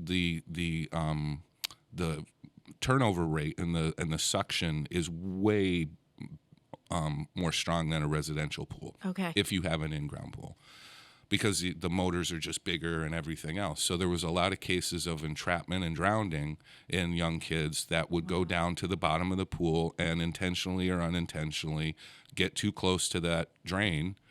And then that would be that. And so one of the legislators' granddaughters actually had that happen. He introduced the law into the legislature and they passed it. It's a federal law. So that's one of the big things we have to look at when we go to these pools. And believe it or not, there are times where if the pool has already been filled for the season, that we have to get in and go down and make sure that it's not loose and all the screws are there. I keep saying I want the city to buy me scuba gear someday, so I can. Yeah. So, but yeah, that's very, very important. And also, they made it so any new construction ones have to have multiple drains, so that not all the suction is just in one area. Yep. Wow. So that's a big deal. So we're lucky that all of them comply in this city with that. So feel safe to let your kids or grandkids swim around in any of the semi-public pools. They are inspected for that. So I'm, as you're describing this, Joe, I'm thinking, so who in the health department does the pool inspection? It could be me. It could be any one of the 2 health inspectors. I'm just, as we've gone through a pandemic and, as you've been on the show for, a longer period of time, I am just in awe at the variety and the array of responsibility that you have. I'm thinking to myself, okay, it's, you're contact tracing over here, and now we're checking to make sure nobody's going to get suctioned into a pool over here. Mm-hmm. Those are really, it feels like a really different skill set of, just the breadth of knowledge that, that your team needs to have. We had a microphone over at the Y for Joe inspecting the pool over there. That's me. I gotta check that drain cover. No, it's fun. And that's the reason why people who, when they get into public health, if you start to delve into all of these different areas, you realize that the variety is what keeps it unique. It keeps it fun, interesting, and you have to get trained on all these things too. You don't just read the regulation. Well, that's it. I mean, you're not going down to the bottom of a pool with a textbook in your hand saying, "Now, what am I looking for down here?" I mean, it is, but it's we probably have stacks of different certificates and trainings and stuff that we have to do. And because to do the inspections, the state law is you have to be certified in this or that, whatever. Yep. Sure. So, and I'm going to one at the end of the month for lead paint determinator. I'm the only one in the department that has it. It takes forever to get. But that's another one, lead paint. Inspections that we do. So. We're all over the place. But you know what? I've been there 24 years. Every day is different. Yeah. And I enjoy the variety because I couldn't get into the monotony of just the same thing every day. And it's really funny, Joe, I think that there are some people, and I'm the same way, when people say, like, what do you do? And I'm kind of all over the place. And I like that. Some people don't. Some people, it's like, I want to go in, I want to do my, I'm staying in my lane, I'm doing my 10 tasks, and I do them well. And there's nothing wrong with that. I mean, I think it's just knowing, yourself as a person and who you are and what, kind of floats your boat. But I think when you have a department like that, you attract other people that also like to, be kind of going all over the place and doing a bunch of different things. You have to. And that's part of the whole interview process also is to let these people know, okay, I know you think you know what we do here and you applied for the job because you're interested. However, let me just tell you, you're going to be sucked into way more than restaurant inspections and, trash in the tall grass or whatever these things are. Yeah. Everybody thinks health inspector, you go and you do like septic system inspections or you're doing restaurant. No. That is actually just the tip of the iceberg. Yeah, I was going to say, that's like one little thing. Yeah. All right, let's take a break. It is 7:32. You're listening to WSKB 89.5 FM radio for the Westfield masses and WCPC cable channel 15. If you're just tuning in, my guest is Joe Rouse, director of the health department for the city of Westfield. We're going to get into some of the nitty-gritty of some summer safety tips for you at home in your residences. We've been talking a little bit about camp and pool inspections. In honor of June is National DJ Month, Joe. So in honor of that, we're going to listen to Sam Cooke singing Having a Party. We'll be back.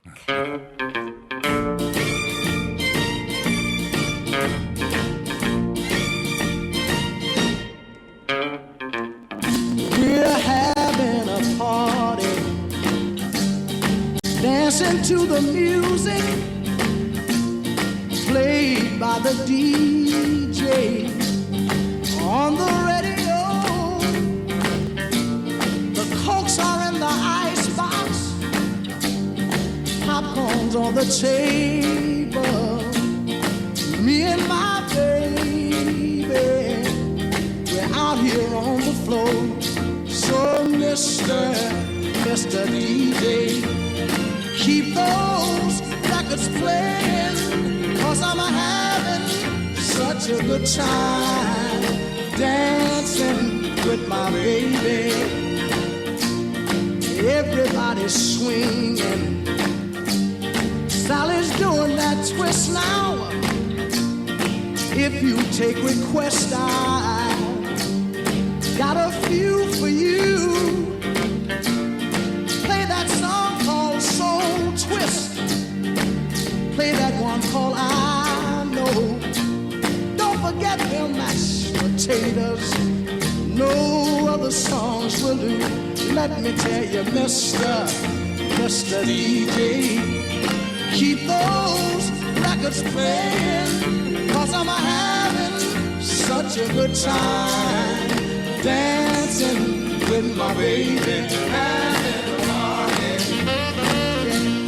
Everybody's swinging, oh, we're dancing to the music.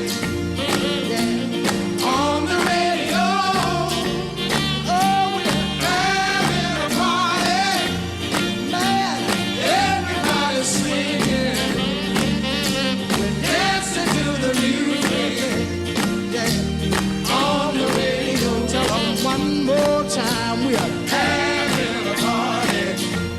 Yeah, everybody's swinging, oh, we're dancing to the music.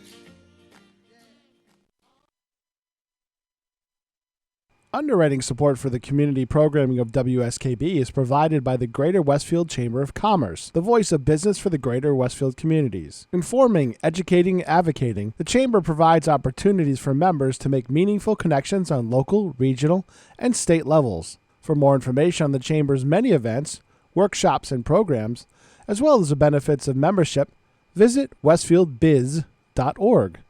The Chamber focuses on the most important economy, yours. This is Ken Stomsky from Ken's Den on WCPC 15 and 89.5 FM, Tuesdays, 8 to 10. Community Radio. 89.5 WSKB.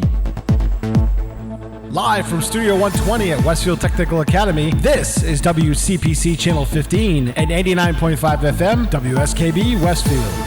Good morning, Westfield. It is 7:36. You're listening to WSKB 89.5 FM radio for the Westfield masses and WCPC Cable Channel 15. My name is Tina Gorman. I'm your Wake Up Wednesday host, and I have Joe Rouse, Director of Public Health for the City of Westfield, in the studio with me today because it's the fourth Wednesday of the month, and that's what we do. We talk public health. Yes. So, Joe, we are talking about summer safety tips. These are all tips that were handed down from the State Department of Public Health.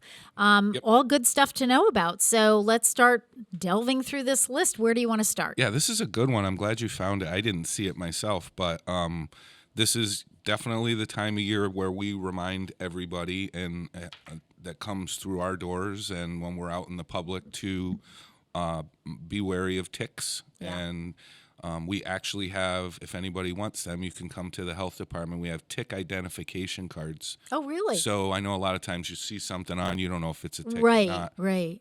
Or what kind, if that really matters. But so we have these little cards, and it shows the different sizes, if it's a nymph or if it's an adult, and what they look like. So come pick one up if you want to do that. Yeah. And it's true. The state even mentioned this in their publication that it's the number one thing to do is to just check yourself. Okay. You know, I know you can think you're outside, you're safe. You know, you weren't, and people think you just get it if you're in the woods or something, but it can be in your own yard for sure. Mm-hmm. They don't jump necessarily, but if you brush up against anything, they're going to latch on. So, you know, make sure you check yourself. It's easy enough to do, of course, whenever you go to shower or bathe or whatever. Then just take a look and feel around the back of your legs and stuff. I had one on my calf one time. Never would have saw it, but you just felt for it. Yeah. And wear light colored clothing if you can, because they can get on. They might not get on your skin right away. If you have pants on or something, then it's just way easier to look down and see that black mark and get rid of it before it gets on you. So you can use insect repellent stuff too, if you'd like. Dogs are a big deal. You want to make sure you check your dogs. And it's not just for them to prevent the Lyme disease, which is horrible for a dog. Yeah. I had a little dog one time that got it, and it was just could hardly walk. But the other part of that is they'll bring those ticks into your home, and then they can get on you and your kids and everything. So best thing to do to prevent that is to talk to your veterinarian and see what kind of treatment that they would prescribe, and make sure you keep up with it. Don't lapse on that, and that'll help everybody. So that's all I got about that. And Joe, on ticks, if you do find a tick, I know there's been a lot written about this, but what's the best way to get a tick off of you? If you do find one, you feel one, you're in the shower, it's like, oh my gosh, how did I get this? Yep. How do you get it off? You want to make sure that you don't just try and pick it off with your fingers or flick it off or something. You got to get the tweezers, and you got to get down as close to the skin as possible and pull that thing out, because a lot of times, the head's already buried in your arm, and you don't want to just pull the body off and have the head stay in there. That's going to cause a problem. Okay. So get as close down as you can. I actually just looked at that this morning too. There's tons of stuff on the internet that show, like, videos of actually how to remove the tick yourself. Search YouTube that. it. Yeah, definitely. Yeah, it's out there. It's great. Perfect. And then now, what about mosquitoes? I mean, that's another, I think everybody's so honed in with ticks and Lyme disease, but mosquitoes can also kind of wreak havoc. So same kind of guidelines for insect repellent, long sleeves, long clothing if you're going to be out in the woods or hiking or whatever. Yeah, they're going to be a problem this year. You think? Definitely. So we're already seeing. So we have a mosquito surveillance program in the state, and they work in conjunction with the local municipalities. If you sign on to that, there's a lot of small towns that just won't do it. I signed on to it years ago, and basically they have traps all over the place in your community. Okay. Where they will go regularly, check them, see what the activity's like, and then they'll assign a status to your community as far as risk levels. So is it high, low, medium? Right now it's still too early in the year for us to be anything other than low. Okay.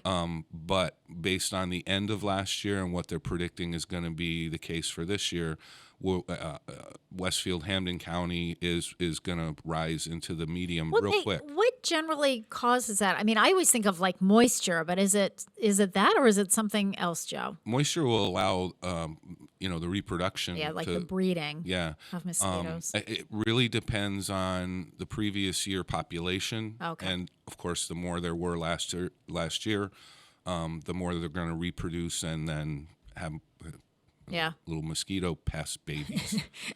Does it matter what kind of a winter you have?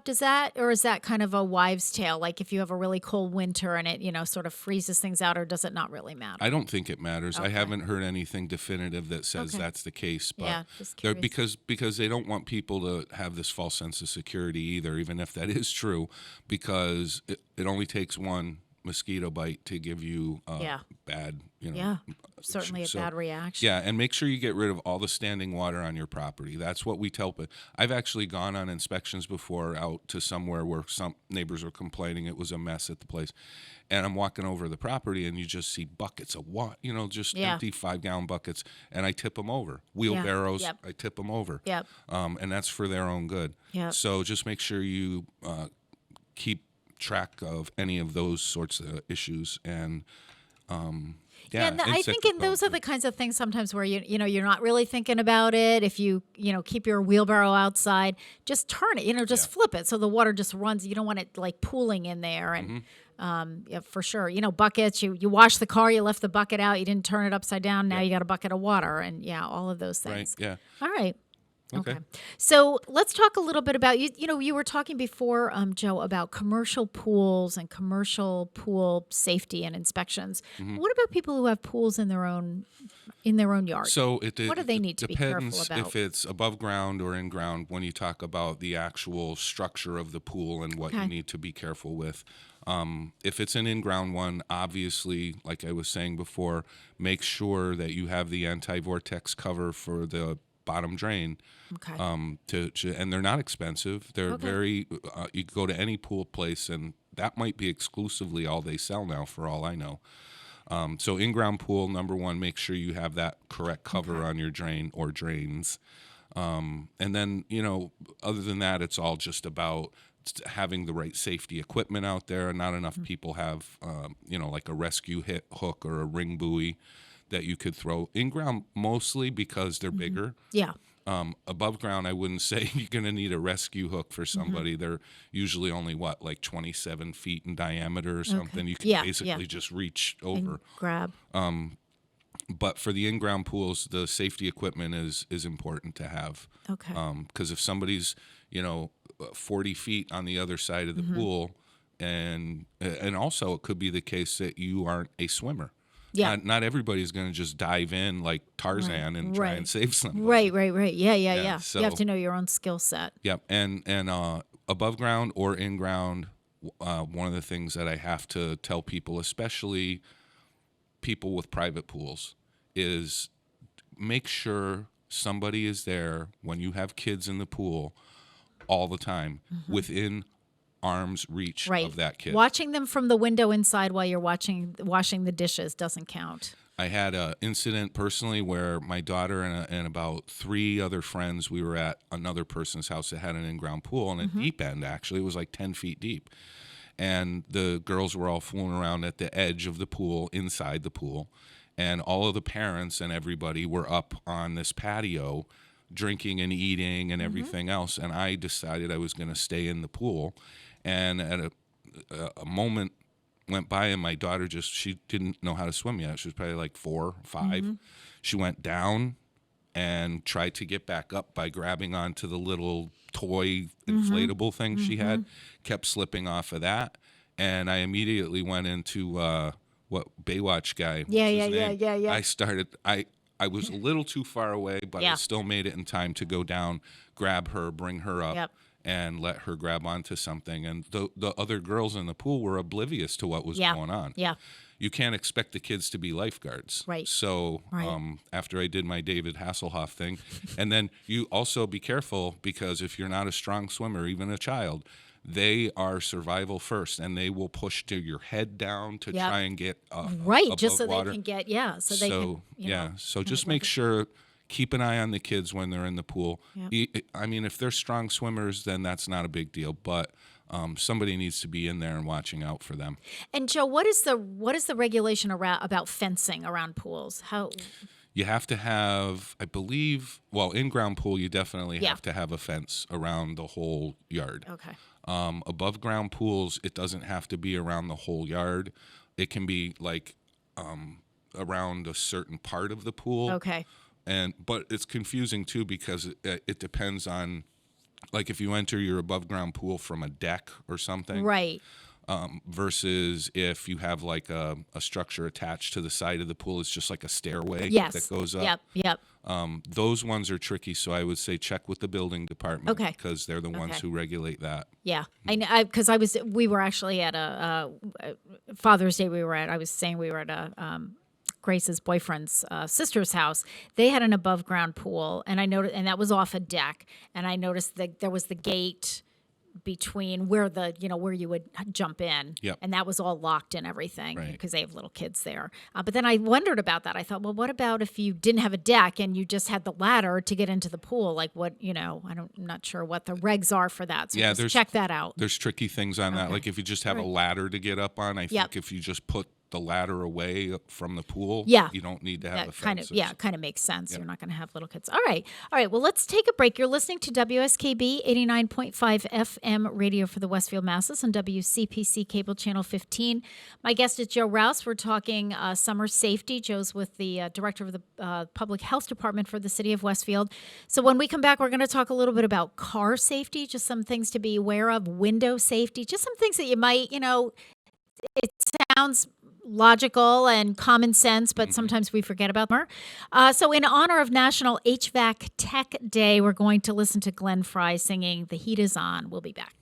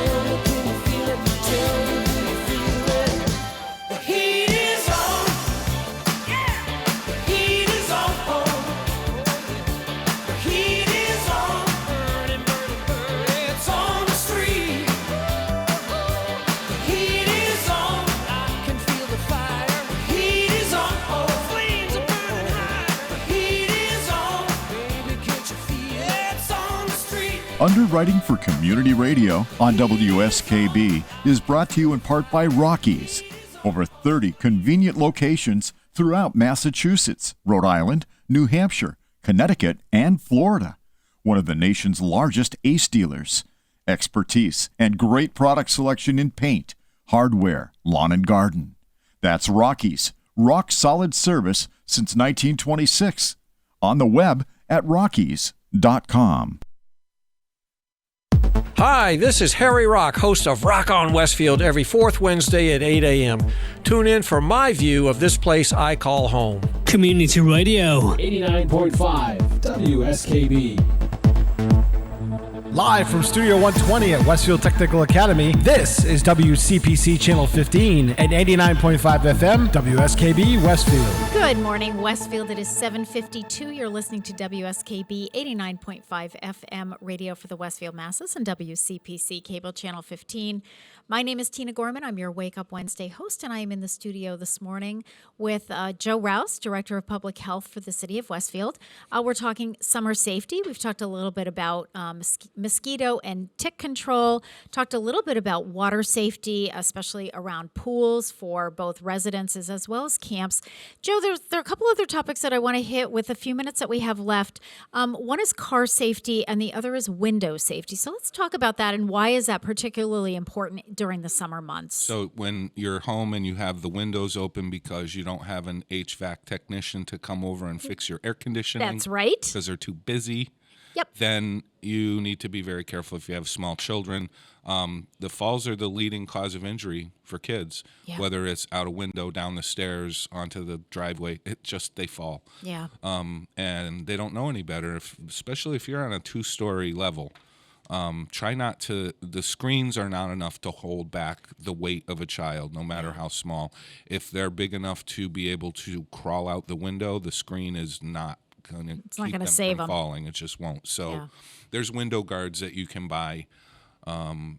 Definitely some newer houses, the windows will open from the top also, so just open the top part. Yeah, that's a great idea. I didn't even think about that. And the other thing is try and keep anything away from the window that they could climb up on. So any furniture, anything, just keep it away from the windows. Yep. So I especially think, Joe, of like the older homes, with the windows, with the big windows that go, almost down to the floor. So if you have a toddler and you've got a window that's only a couple feet off the floor, guess what, folks? That has happened. That has certainly happened where we've heard the tragic stories of children falling out of windows. And, I remember the first time I heard of that and I thought, what in the world, how in the world, could a parent let that happen? But, you can see it. It's hot. Yep. You don't have air conditioning. You're flinging those windows open to try to get some air movement in your house or apartment upstairs. And, as you said, I think the other thing is people think a screen is a deterrent and a kid will stay away from the window. But, if there's something interesting outside and it's summertime, you have your windows open, they hear something and they want to explore a little bit more. And the next thing you know, so. I think also don't open them too much. Yeah. Right. So I think a little kid, like a toddler, is not going to have the wherewithal to know that you push the thing up. Or and the then strength necessarily. Or the strength. That, yeah. So they're going to see, if it's only open 6 inches or something, that's not. And also you got to gauge your kids too, right? Like I've had 3 daughters. I could tell which one was going to be the window person, and with the other 2 were like never. Oh my gosh, wouldn't even go near it. No, they didn't even think about it. So okay, yeah. So and Joe, the other thing that we hear about, you hear it on the news. We're going to hear it we'll hear it over the summer about car safety and in-car safety for pets and children. So let's talk about that. Right. So these, unfortunately, are the things, and I'm glad you brought it up, because these are the things that only get talked about when something happens. Something and there's a bad death happens. and a tragedy. And it's usually a child left unattended in a car, 90 degrees out, 95 degrees out. You don't realize how hot it gets in your car, especially if you have a sunroof that's open. I just noticed this the other day. If it's 1, 2 o'clock in the afternoon, you're not just getting it from the sides, you're getting it from the top. And I think obviously nobody intentionally leaves their kid in a car. Yeah. But and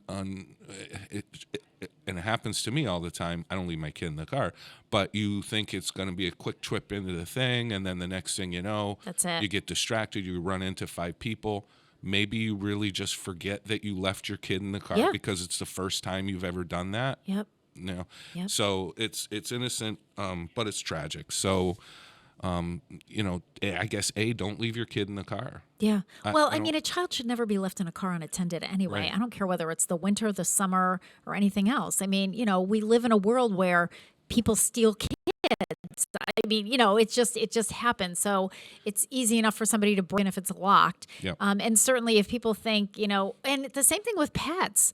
I mean, leaving your dog in a car and cracking the window an inch when it's, you and I were talking off air, Joe, even if it's 70 degrees outside, which, is lovely. But when you're in a confined area, think of like a greenhouse. That's what it is. It's like going into a greenhouse. You can go into a greenhouse in the middle of the winter. If that sun is blazing, it's going to be warm in there. Right. So think of how hot that car can get, and please just don't do that. And Joe, how many times have I gone into Big Y thinking I'm going in here for 3 items, and I come out with a shopping cart because it's like, oh, that's on sale. Oh yeah, I forgot I needed that. Oh, wait a minute, I was gonna, make something over the weekend for a party, and while I'm here, I might as well get it. Before you know it, half an hour's gone by. You got a full shopping cart, and you're right. If you left somebody in the car. And, that doesn't go for just babies. It also goes for, kids that are a little older that you probably feel like, okay, they're okay to be in the car for 5 minutes when I run in. Mm-hmm. But, they too can get really hot and overheat. And I've actually heard people say this when I've been in a store. And you're right. It's like an older preteen maybe. And they say, if you get too hot, put the windows down. Well, what if that doesn't work for some reason? Yep. You can't. And well, yeah. And I mean, if you've got, most cars now have automatic windows. So, the car needs to be turned on before, and you're not going to leave the keys in the car with, like a 10-year-old. I mean, it's just not safe. So please think of these things. We need to be I think, summer can be an amazingly wonderful time. We're outside, we're swimming, we're hiking, we're doing all these things. And all of that is great. And we should do that, but keep safety in mind, at all times. And we've talked about, food safety in the summer with you're doing picnics, you want to have potato salad and macaroni salad. All of that is great, but you can't put it out there at 2:00 in the afternoon and leave it out there till 6:00 and then no, please don't do dive that. into it. Please don't do that. All right, Joe Rouse, always a pleasure. Thank you so much. Next month, we have the month off with you because Pete will be away doing his World Series Little League, whatever, Babe Ruth. Thank you, Pete. I was like, what's the other thing? So he will be gone. So we will be back in August with you. I'll be here. So at that time, you can repeat this one. It's a good show. Yeah. Yes, I would like to repeat this one for next month, Pete, because this was really helpful. Everyone have a great week, and Joe, stay healthy, my friends. There you go. Support for the community programming of WSKB is provided by Westfield Bank. For more than 160 years, Westfield Bank has been an important community presence and commercial leader